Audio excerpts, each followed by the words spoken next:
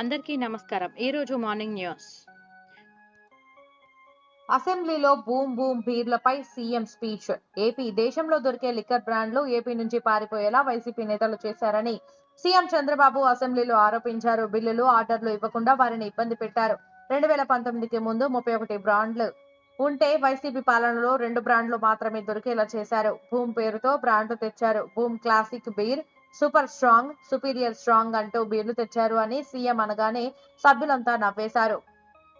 భారీ దోపిడీ, వారికి శిక్ష పడాల్సిందే. పవన్ కళ్యాణ్. ఏపీ లంచం తీసుకునే అధికారులకు శిక్షలు విధిస్తున్న ప్రభుత్వం వేల కోట్ల లూటీ చేసినా వారిని శిక్షించదా అని డిప్యూటీ సీఎం పవన్ కళ్యాణ్ అసెంబ్లీలో ప్రశ్నించారు. గత ప్రభుత్వ మద్యం విధానంలో భారీ దోపిడీ ఉండి తప్పు చేసిన వారిని స్వేచ్ఛగా వదిలేస్తే ఎలా? వారిని కఠినంగా శిక్షించాలి. అదృష్టవశాత్తు వాళ్ళు అసెంబ్లీలో లేకుండా వెళ్లిపోయారు. వారికి సరైన శిక్ష పడాలి, తప్పించుకోకూడదు అని సభలో పవన్ సీఎం ను కోరారు.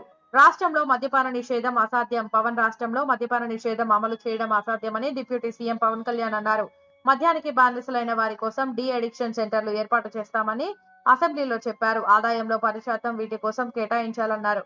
ఎక్సైజ్ శాఖలో దోపిడీ జరిగిందని అసెంబ్లీలో సమాధానం చెప్పాల్సి వస్తుందనే వైసీపీ నేతలు తప్పించుకొని పారిపోయారని దుయ్యబట్టారు. జగన్ సంగతి తెలియక అఖిలేష్ మద్దతిచ్చారు. టీడీపీ ఏపీ ఢిల్లీలో ధర్నా చేస్తున్న జగన్ సంగతి తెలియక ఎస్పీ చీఫ్ అఖిలేష్ యాదవ్ మద్దతిచ్చారని టీడీపీ ఎద్దేవా చేసింది. ఆయన జంతర్ మంతర్ నుంచి వస్తుండగా మాజీ జడ్జి రామకృష్ణ తదితరులు అడ్డుకొని A1, A2 నేర చరిత్ర గురించి వివరించారు. అప్పుడు కానీ తాను సంఘీభావం తెలిపింది ఒక క్రిమినల్ కి అని ఆయనకు అర్థం కాలేదు అని టీడీపీ ట్వీట్ చేసింది. తాండాలు, గూడేల అభివృద్ధికి ప్రభుత్వం కృషి. సీఎం రేవంత్. టీజీ నిర్లక్ష్యానికి గురైన తాండాలు, గూడేల అభివృద్ధికి ప్రభుత్వం కట్టుబడి ఉందని అసెంబ్లీ సమావేశాల్లో సీఎం రేవంత్ రెడ్డి తెలిపారు. క్వశ్చన్ అవర్లో శాసనసభ్యుల ప్రశ్నకు ఆయన బదులిచ్చారు. తాండాలు, గూడెల్లో విద్య, విద్యుత్, రోడ్ల సమస్యల పరిష్కారానికి ప్రభుత్వం కృషి చేస్తోంది. ఇందుకు ప్రత్యేక కార్యాచరణ రూపొందిస్తుంది. సరైన రవాణా సౌకర్యం ఏర్పాటు చేసే దిశగా ప్రభుత్వం చర్యలు తీసుకుంటుంది అని రేవంత్ తెలిపారు. నేడు అసెంబ్లీకి కేసీఆర్. టీజీ నేడు రాష్ట్ర బడ్జెట్ ప్రవేశపెట్టనున్న నేపథ్యంలో అసెంబ్లీ సమావేశాలకు మాజీ సీఎం కేసీఆర్ హాజరు కానున్నట్లు తెలుస్తోంది. బడ్జెట్ ప్రసంగంలో ఆయన పాల్గొంటారని సమాచారం. ఇదే జరిగితే కేసీఆర్ ప్రతిపక్ష నేత హోదాల్లో అసెంబ్లీకి రావడం ఇదే మొదటిసారి కానుంది. నిన్న జరిగిన సమావేశంలో పార్టీ నేతలు అనుసరించాల్సిన వ్యూహాలపై ఆయన దిశానిర్దేశం చేసిన సంగతి తెలిసిందే. కేంద్రంపై పోరాటానికి పూర్తి మద్దతు. హరీష్ రావు. టీజీ కేంద్ర బడ్జెట్ కు వ్యతిరేకంగా తీర్మానం ప్రవేశపెడితే తాము మద్దతిస్తామని మాజీ మంత్రి హరీష్ రావు అన్నారు. బడ్జెట్ లో రాష్ట్రానికి అన్యాయం జరిగిన మాట వాస్తవమన్నారు. ఢిల్లీలో ధర్నాకు రావడానికి రాష్ట్ర ప్రయోజనాల విషయంలో రాజకీయాలకు అతీతంగా పోరాడేందుకు బీఆర్ఎస్ పార్టీ సిద్ధంగా ఉందని అసెంబ్లీలో నొక్కి చెప్పారు. ఢిల్లీలో సీఎం దీక్ష చేస్తే తాము రక్షణ కవచంగా ఉంటామని తెలిపారు. అంతా కలిసి ఢిల్లీలో దీక్ష చేద్దాం. కేటీఆర్. టీజీ కేంద్ర బడ్జెట్లో రాష్ట్రానికి జరిగిన అన్యాయంపై మంత్రులు ఆమరణ నిరాహార దీక్ష చేస్తే తాము మద్దతిస్తామని మాజీ మంత్రి కేటీఆర్ అసెంబ్లీలో అన్నారు. రాష్ట్రానికి జరిగిన అన్యాయంపై అంతా కలిసి ఢిల్లీ జంతర్ మంతర్ వద్ద పోరాడుదామని పిలుపునిచ్చారు. కేంద్ర మంత్రులు నిధులు తెస్తారో రాజీనామా చేస్తారో తేల్చుకోవాలన్నారు. అంతకుముందు బీజేపీ ఎమ్మెల్యేలు సభ నుండి వాకౌట్ చేశారు. మెడల్తో తిరిగి రండి, అథ్లెట్లకు మోదీ పిలుపు.